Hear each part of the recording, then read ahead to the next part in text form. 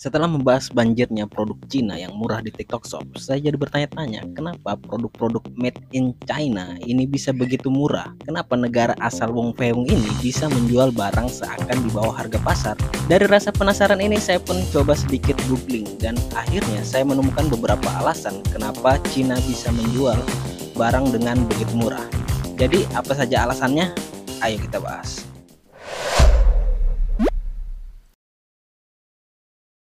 Pertama, upah pekerja yang murah. Cina adalah negara dengan jumlah penduduk yang paling banyak nomor satu di dunia, yaitu sekitar 1,4 miliar jiwa. Jumlah penduduk yang banyak ini membuat persaingan untuk mendapatkan kerja begitu ketat. Jadi walaupun upah dari perusahaan itu murah, tetapi banyak juga yang mau kerja karena lantaran banyaknya sumber daya manusianya.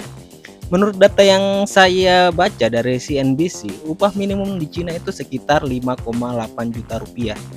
Sementara upah minimum tertinggi di Indonesia itu sekitar 4,6 juta rupiah. Loh, lebih tinggi di Cina dong ketimbang di Indonesia. Iya, tapi jam kerja yang lebih tinggi dan produktivitas orang-orang Cina ini beda dengan orang kita. Kalau mereka kerja bisa dapat 1,5, orang kita paling dapat 1. Jadi secara hitung-hitungan kasar upahnya bisa dibilang lebih murah. Belum lagi beberapa perusahaan di Cina terkadang tidak memberikan jaminan keselamatan kerja. Jadi kalau kamu terluka di tempat kerja, ya makanya hati-hati dong. 2. Barang baku yang murah. Kenapa bisa murah? Ya karena bahan bakunya berasal dari negeri mereka sendiri. Bahan baku industri seperti mineral logam, biji plastik, dan bahan tekstil di Cina itu semuanya tersedia di lokal. Tahun 2019 misalnya, Cina tercatat sebagai produsen plastik terbesar di dunia dengan 368 juta metrik ton atau setara dengan 31% kebutuhan plastik dunia.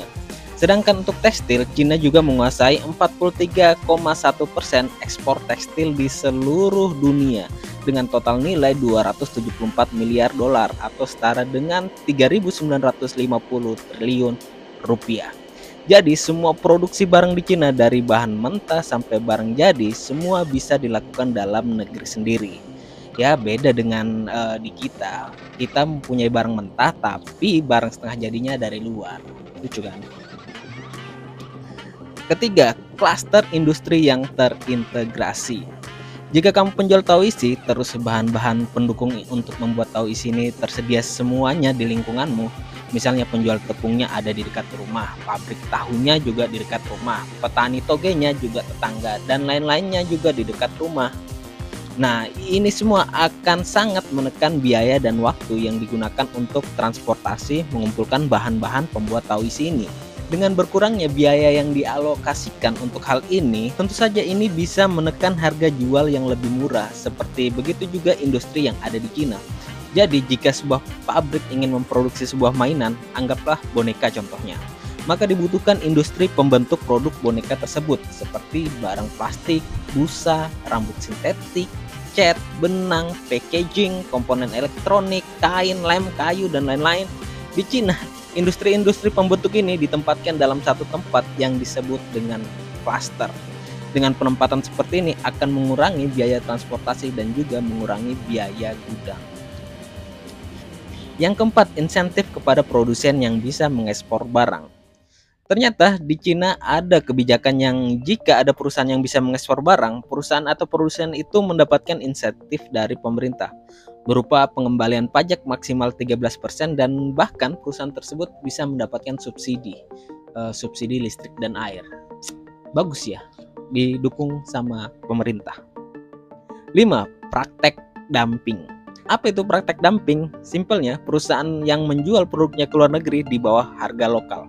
Jadi misalnya di Cina perusahaan ini menjual produk di harga 10.000. Ketika diekspor ke Indonesia, dia bisa menjual di bawah harga 10.000.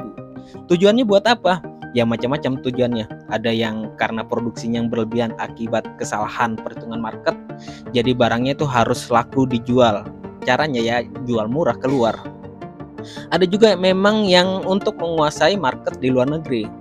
Dan juga ternyata praktek dumping ini tidak dilarang oleh WTO. WTO itu apa? World Trade Organization. Kecuali ada laporan dari negara importer yang merasa dirugikan oleh praktek dumping ini karena bisa merusak harga pasar di dalam negeri mereka sendiri. Dan tahukah kamu negara mana yang paling banyak menerima tuduhan praktek dumping ini? Ya, Cina. Sebenarnya di Indonesia ada upaya untuk mengatasi praktek dumping yang bisa merugikan produsen lokal ini. Bentuknya adalah berupa pengenaan bea masuk atau bea masuk anti dumping yang disingkat BMAD terhadap eksportir atau negara pengekspor. Tapi sebenarnya sampai sejauh ini belum bisa dianggap efektif. 6. Untung dikit tapi kali banyak. Prinsip ini adalah rahasia umum orang Cina yang ada di Indonesia. Bagaimana mereka menjual barang yang walaupun untungnya sedikit tapi dengan jumlah yang banyak. Ternyata ini juga diterapkan oleh perusahaan-perusahaan yang ada di Cina loh. Karena SDM yang melimpah, klaster industri yang terintegrasi, teknologi yang sudah mereka miliki, mereka bisa memproduksi barang dengan jumlah besar sekaligus. Ini bisa menekan semua biaya produksi dan membuat barang jadi murah. Ditambah lagi mereka tidak nyari untung banyak. Ya seperti contohnya perusahaan Xiaomi yang merajai di Indonesia. Mereka mengatakan hanya mengambil untung sekitar 5% dari setiap produk yang dijualnya. Ya 5% tapi kalau dikali 40 juta unit kan banyak juga.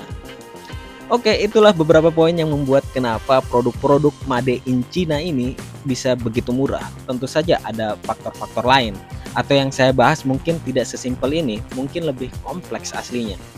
Tapi paling tidak ini bisa sedikit menjawab rasa penasaran saya, atau memberikan gambaran kenapa bisa barang-barang dari Cina ini begitu murah. Oke, sekian saja video kali ini. Please bantu subscribe, like, and share video ini. Sampai ketemu di video selanjutnya, dan terima kasih. Dadah.